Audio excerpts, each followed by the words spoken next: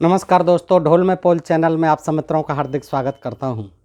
दोस्तों, रामायण के बारे में, रामचरितमानस के बारे में आपने सुना होगा कि रावण जो है सीता का अपहरण करके ले गया था लंका और उसी के कारण राम रावण युद्ध हुआ और रामायण लिखी गई। लेकिन आपने आज तक न तो कहीं सुना होगा न पढ़ा होगा कि रावण जो है राम की माता कौशल्या का भी अपहरण करके लंका ले गया था। तो दोस्तों, ये कथा बड़ी विचित्र है और आनंद रामायण में, जो कि वाल्मीकि जी ने लिखी है, उसमें मिलती है। तो दोस्तों, आज मैं आपको यही बताना चाहता हूँ कि किस तरह से रावण जो है कौशल्या को अपहरण करके ले गया था। सीता का अपहरण तो आपने पढ़ा है, सुना है, लेकिन ये आनंद रामायण जो है बहुत दुर्लभ रामायण है, प्राचीन रामायण है और वाल्मीकि ऋषि की ही लिखी हुई है। दोस्तों, ये जो है इसके बारे में आपको ज़्यादा जानकारी अगर लेनी हो, क्योंकि ये ज़्यादा प्रचलन में नहीं है, इसलिए लोगों को शंका भी हो सकती है कि ये आनंद रामायण कहाँ से आ गई। तो दोस्तों, आप गूगल पर देख सकते हैं। वैसे यह वाराणसी से प्रकाशित है दोस्तों। तो इसमें जो है पृष्ठ 676 पर पूर्ण कांड है। इसमें इस तरह से 9 कांड हैं इसमें भी, और 100 करोड़ श्लोक बताए जाते हैं, जिनका ये हिंदी संस्करण है। तो आनंद रामायण की फलश्रुति एवं महात्म्य वर्णन मैं पहले भी बता चुका हूँ इसमें। तो ये जो है इस प्रकार रामायण में इसमें कुल 9 कांड हैं। रामदास जी बता रहे हैं कि इस प्रकार इस रामायण में कुल 9 कांड हैं। ये सभी कांड श्री वाल्मीकि जी द्वारा वर्णित हैं। आप इसके बारे में संक्षेप में जान लें कि आनंद रामायण है क्या। तथा इसमें कुल मिलाकर 109 सर्ग होते हैं। अब श्लोकों की संख्या को सुनो। सार कांड में 2530 श्लोक, यात्रा कांड में 735 श्लोक, याग कांड में 625 श्लोक, विलास कांड में 678 श्लोक, जन्म कांड में 802 श्लोक, विवाह कांड में 526 श्लोक, राज्य कांड में 2602 श्लोक, मनोहर कांड में 31 श्लोक तथा 577 श्लोक इसके अंतिम पूर्ण कांड में विद्यमान है। ये कुल मिलाकर 12,252 श्लोक होते हैं। प्रथम सार कांड को सुनने से मनुष्य संसार से मुक्त हो जाता है। यात्रा कांड से तीर्थ यात्रा का फल प्राप्त होता है। याग कांड से यज्ञों के करने का फल, विलास कांड से स्वर्ग की अप्सराओं से संपर्क होता है। देखिए, इस रामायण को पढ़ने से जो विलास कांड है, इसमें विलास कांड से स्वर्ग की अप्सराओं से संपर्क होता है और आनंद की प्राप्ति होती है, इसलिए इसका नाम आनंद रामायण वाल्मीकि जी ने रखा। जन्म कांड के सुनने से मनुष्य को संतान की प्राप्ति होती है। जन्म कांड है इसमें, उसे सुनेगा तो जिनके संतान नहीं है उनके संतान प्राप्ति होती है। ये महात्म्य वर्णन है। आनंद रामायण की फलश्रुति सुनने का फल और महात्म्य वर्णन है दोस्तों। विवाह कांड को सुनने से सुंदर स्त्री मिलती है। राज्य कांड को सुनने से संसार भर के राज्य की प्राप्ति होती है। मनोहर कांड से मनोकामनाओं की पूर्ति होती है। पूर्ण कांड से विष्णु पद की प्राप्ति हो जाती है, विष्णु की सीट मिल जाती है। इसमें पूर्ण कांड सुनने से साक्षात विष्णु बन जाता है और सैया पर लेटने का मौका मिल जाता है क्षीर सागर में।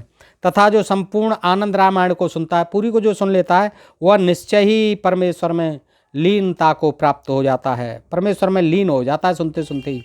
इसके श्रोता को इसका उद्यापन भी करना है, इसमें उद्यापन भी करना है इसको सुन के। इसमें व्यास जी को जो सुनाते हैं कथा, व्यास जी महाराज गद्दी पर बैठ करके, ध्वजा पताकाओं से शोभित 4 घोड़ों से जुता सोने का रथ देकर, देखिए 4 घोड़ों से जुता हुआ जिस दिन इसका उद्यापन करना है कथा का, इस आनंद रामायण की कथा का। ये वाल्मीकि रामायण से भी ज़्यादा महत्व है इसका। इसमें व्यास जी को ध्वजा पताकाओं से शोभित 4 घोड़ों से जुता सोने का रथ देकर उन्हें सम्मानित करें। पृष्ठ 677 पर है दोस्तों। ये उन्हें सम्मानित करें और भी सविध कर्मों से निवृत्त हो ब्राह्मणों को भोजन करावें। 108 ब्राह्मणों को भोजन से तृप्त कर दें। 108 भोजन को ब्राह्मणों को कम से कम भोजन कराएं। निस्संदेह यह महाकाव्य फलप्रद है, यह महाकाव्य फलप्रद है, जिसमें राम का जन्म और निवास स्थान एवं जिसमें राम का संस्थान हो उसे रामायण कहते हैं। जो इसका प्रातःकाल पाठ करता है उसको देव दुर्लभ मनोरथों की प्राप्ति होती है। अब बताइए, इतना लोभ लालच दिया जाएगा सीधे सच्चे अनपढ़ लोगों को, तो वो तो लालच में फंसेंगे ही, इन कथा कहानीकारों के, इन लेखकों के, जिन्होंने वाल्मीकि जी के नाम पर या व्यास जी के नाम पर ये तमाम लिख दी हैं।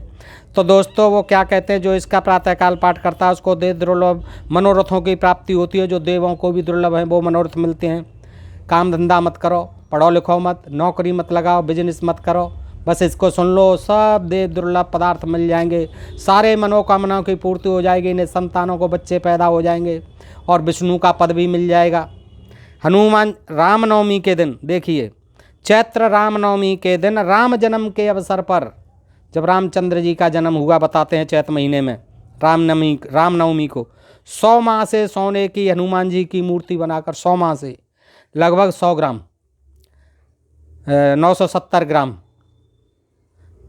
100 माह से यानी 97 ग्राम 100 माह से सोने की हनुमान जी की मूर्ति बनाकर, एक माह सा थोड़ा ही कम होता है 1 ग्राम से। इसके अभाव में 21 माह से वो नहीं हो, 100 माह से का नहीं हो तो 21 माह से अथवा जैसी अपनी शक्ति हो मूर्ति बनवाएं। अब देखिए किस तरह से इन ग्रंथों के माध्यम से धंधा करते थे ब्राह्मण लोग, पुरोहित लोग, कि इतना सोने की वो बनवाइए, ये 21 माह से की बनवाइए, 100 माह से सोने की हनुमान की मूर्ति बनवाइए, अपने हाथ से इस ग्रंथ को लिखकर संशोधन करिए, अपने हाथ से इस ग्रंथ को लिखकर संशोधन कर दो, अमेंडमेंट कर दो, इसमें जो भी मन में आ रहा है वो लिख मारो, अच्छी बात है, दान पुण्य की बात है। फिर रेशमी कपड़े के वेष्टन में बांधकर, रेशमी कपड़े में बांधकर दक्षिणा सहित श्री हनुमान जी के कंधे पर चढ़ा दें। अब हनुमान जी के कंधे पर चढ़ा दो फिर इसे, फिर मध्याह्न के समय कथावाचक श्रेष्ठ ब्राह्मण की पूजा करो, उसे दान देवें। फिर पूजा करो उसकी, ब्राह्मण जी की, और श्रेष्ठ ब्राह्मण की पूजा करके दान देवें। इस प्रकार का दान बड़ा ही उत्तम तथा कल्याणकारी है। अब दान कल्याणकारी है, ये राम कथा कल्याणकारी है। अब सुनने वाले का तो हो गया काम, 100 माह से सोने का बनवा देगा, हिरन वो रथ जो है दे देगा, हनुमान जी बनवा के दे देगा, ब्राह्मण देव की मजे आ गए, मनोरथ पूरे हो गए। अब लेकिन उसका तो कल्याण हो गया, क्योंकि आनंद रामायण बड़ा ही पवित्र और पुण्यवर्धक है। इसको सुनने वाला अपने पुत्र पौत्र तथा मित्रों से कभी भी वियुक्त नहीं होता है, कभी भी अपने पुत्र पौत्रों से मित्रों से कभी अलग नहीं होता है। पुरुष हो या स्त्री, इसका श्रोता सर्वथा ही सुखी रहता है। स्त्रियां सबकते सुनती हैं तो लक्ष्मी के समान अपने पति से कभी वियोगिनी नहीं होती, भरपेट खाना मिलता है, कहीं काम धंधे को नहीं जाए, पति देव पड़े रहें घर में, बस लक्ष्मी जी विराजमान है साथ में। पुरुष अपनी स्त्री से कभी वियुक्त नहीं होता है। इसके सुनने से परदेसी घर लौट आता है, नौकरी छोड़ के घर आ जाता है सुनते ही। भावी कार्य की चिंता दूर होती हैं, कार्य धंधे की चिंता सब दूर हो जाती हैं, तथा प्रयत्न तो वह शीघ्र पूरा हो जाता है। प्रथम दिन 1 कांड, दूसरे दिन प्रथम और द्वितीय, इन 2 कांडों का पाठ करें। तीसरे दिन पहला, दूसरा, तीसरा, चौथा इन कांडों का पाठ करें। इसी क्रम से 9वें दिन 9वां कांड का पारायण करें। फिर 8वें दिन 8 कांड, 7वें दिन 7, इस क्रम से घटाता हुआ 17 दिन में इस अनुष्ठान को 17 दिन तक इसी तरह करता रहे। दोस्तों देखिए, काम धंधे की चिंता नहीं है, पढ़ाई लिखाई नौकरी व्यवसाय धंधे की खेती क्यारी की सारी चिंताएं छोड़ दो, बस 17 दिन तक इसी में लगे रहो और ब्राह्मणों को दान देते रहो, पुण्य हो जाएगा। तो दोस्तों ये इसके बारे में मैंने संक्षेप में बताया। अब मेन मुद्दे पर आ जाते हैं कि रावण जो है किस प्रकार कौशल्या का भी अपहरण कर ले गया। न केवल सीता का, देखिए इससे पहले कौशल्या का भी अपहरण कर चुका है। तो ये सारकांड है दोस्तों, पृष्ठ 11 पर है। सारकांड में लिखते हैं कि एक बार रावण जो है ब्रह्मा से अपनी मृत्यु का कारण पूछता है। अब ब्रह्मा जो है ब्रह्मा जी से पूछता है रावण, और ये जान करके आपको प्रसन्नता होनी चाहिए कि रावण कोई लंका का वासी नहीं था। ये लंका नाम की जो नगरी थी वो भारत में ही थी पहले, ये खोज का विषय है और इस पर खोज जारी है दोस्तों। दक्षिण में ही थी लंका नगरी।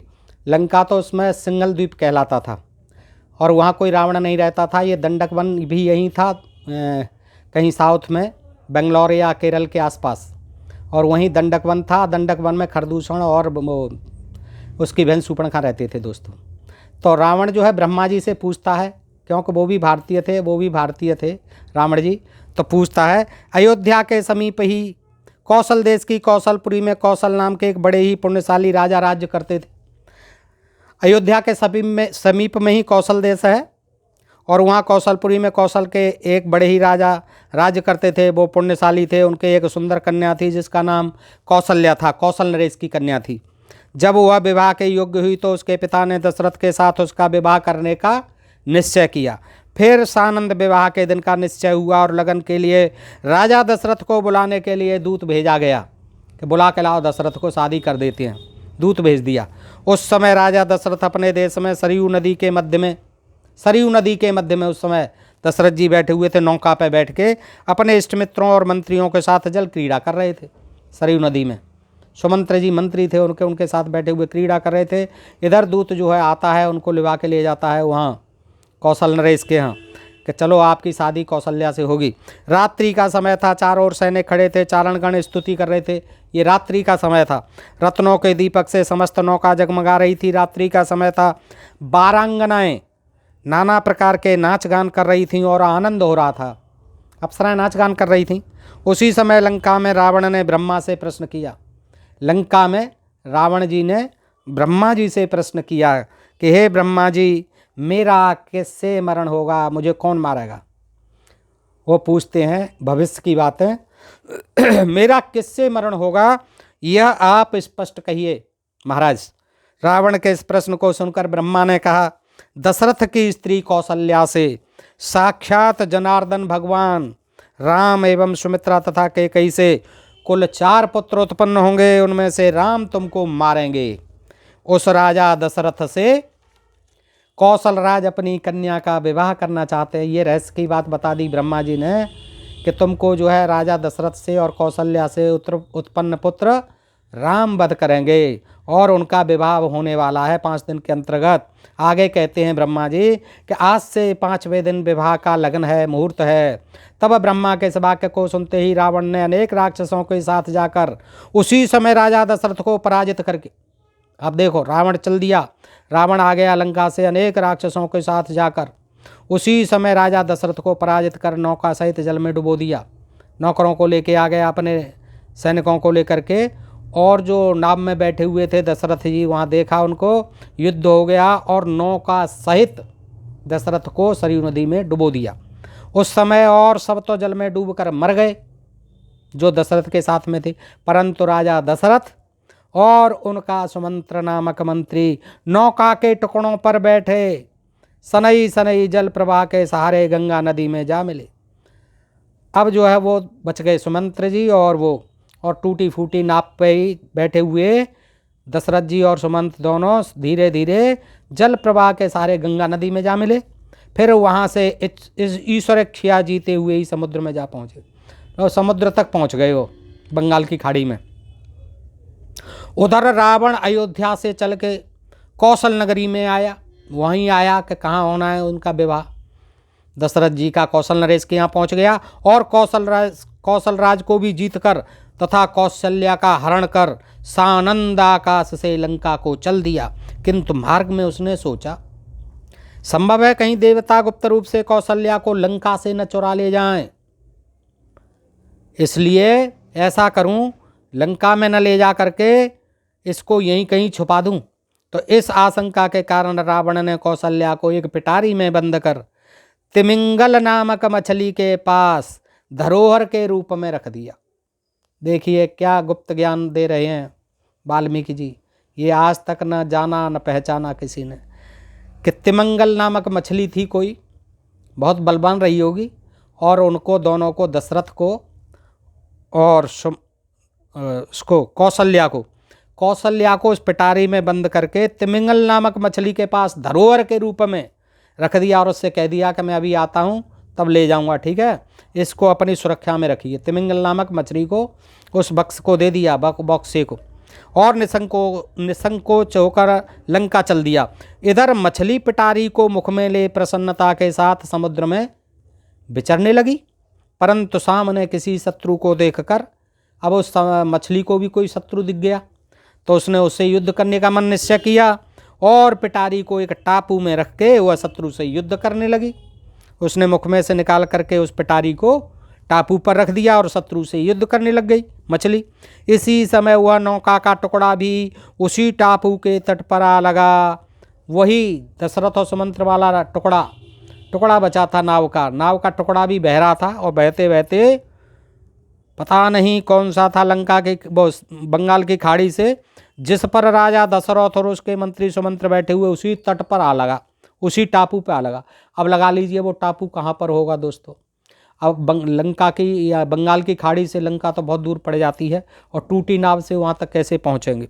फिर तो वे दोनों उसी द्वीप पर उतर पड़े। उन्होंने कहा जे अच्छा रहा, ये द्वीप आ गया, यहीं उतर लेते हैं। दोनों सुमंत और दशरथ जी निकल पड़े, वहाँ पर उतर पड़े। फिर तो वे उसी द्वीप पर उतर पड़े। वहाँ उनकी दृष्टि उस पिटारी पर पड़ी।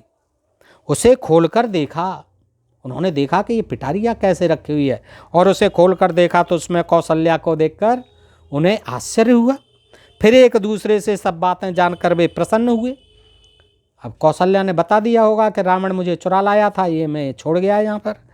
और उत्तम मुहूर्त में वहीं पर राजा दशरथ ने प्रसन्नतापूर्वक कौशल्या के साथ गांधर्व विवाह कर लिया। उन्होंने कहा चलो वहाँ न सही तो यहाँ सही, तीनों आदमी जो है सुमंत्र जी हैं ही, शादी कर लेते हैं। गंधर्व विवाह कर लिया उन्होंने उसी टापू पर। फिर राजा कौशल्या तथा मंत्री सुमंत्री ये तीनों पुनः पिटारी में घुस गए तीनों, और ढक्कन को पूर्ववत बंद भी कर लिया। तब तक मछली भी शत्रु को जीत कर वहाँ आ गई, वो भी दुश्मन से जीत आई युद्ध को, और उसने संदूक को फिर अपने मुख में रख लिया, मछली ने, तिमिंगल ने।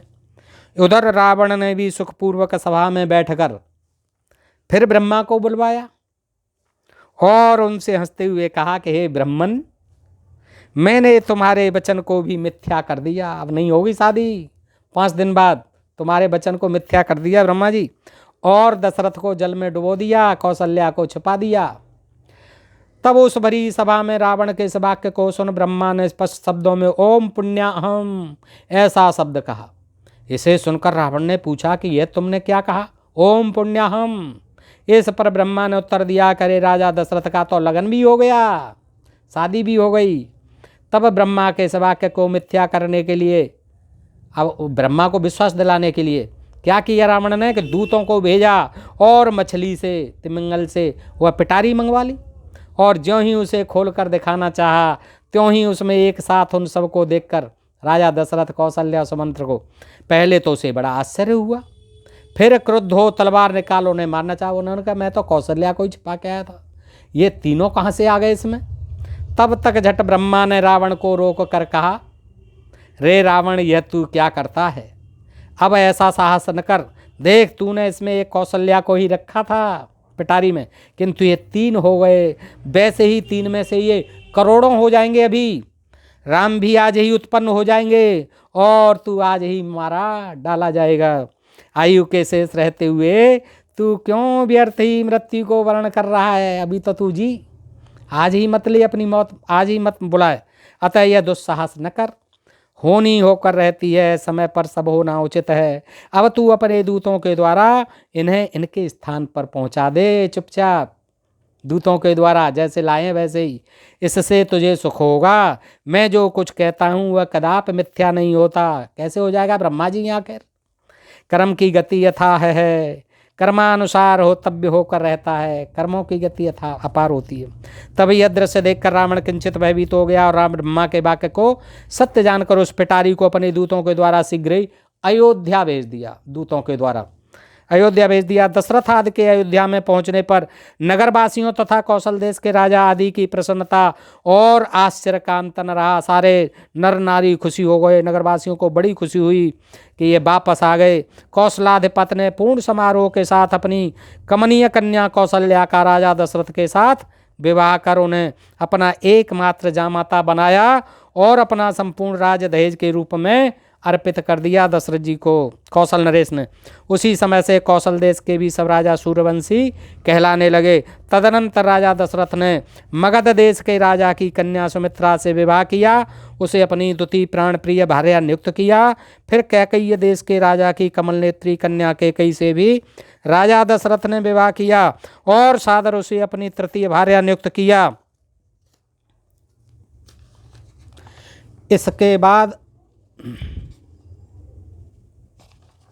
इसके साथ ही राजा ने और भी 700 स्त्रियां रखीं। देखो दोस्तों, ये बात आज तक आपको पता नहीं थी, आज पता करिए। राजा दशरथ के 3 ही रानियां नहीं थीं, और भी 700 स्त्रियां रखीं। अब कैसे रखीं, वो रखेल रखी होंगी, रखीं। स्त्री 3 से शादी हुई थी, 700 रखेल थीं। और और भी 700 स्त्रियां रखीं, तथा उन सब के साथ राजा दशरथ दान मान भोग और ऐश्वर्य आदि के द्वारा पृथ्वी का सानंद शासन करने लगे। तो इस तरह से 703 रानियां होती हैं राजा दशरथ के। दोस्तों अभी तक हम सब 3 रानियां ही जानते हैं, सुनते आए हैं, पढ़ते आए हैं।